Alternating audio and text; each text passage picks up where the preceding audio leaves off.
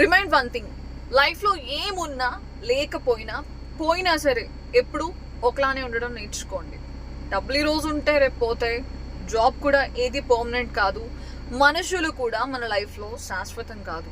అన్నీ చాలా టెంపరీనే, ఏది పర్మనెంట్ కాదు. మన పేరెంట్సే మనతో లైఫ్ లాంగ్ ఉండరు. కాబట్టి దేని మీదో పిచ్చి పిచ్చి హోప్స్ పెట్టేసుకుని ఎక్కడెక్కడికో వెళ్ళిపోయి చాలా ఊహించేసుకుని ఇమాజినేషన్లో బతకొద్దు, తర్వాత బాధపడద్దు. Nothing is permanent. సో రేపు అనేది అందరికీ హోప్ అనమాట. ఈ రోజు ఇంత వరస్ట్గా ఉందంటే రేపు మేబీ చాలా బాగుంటుందేమో చెప్పలేం కదా. అన్ని డేస్ ఒకేలా ఉండవు. కాబట్టి రేపు అనేది అందరికీ హోప్. అందుకని గాల్లో దీపం పెట్టేసి దండాలు పెట్టేస్తే దేవుడు లైఫ్ మార్చేయడు.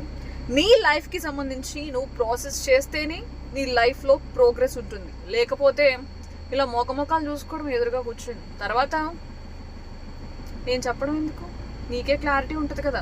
ఎవరి లైఫ్కి వాళ్ళకి క్లారిటీ ఉంటుంది అనమాట. అది మ్యాటర్.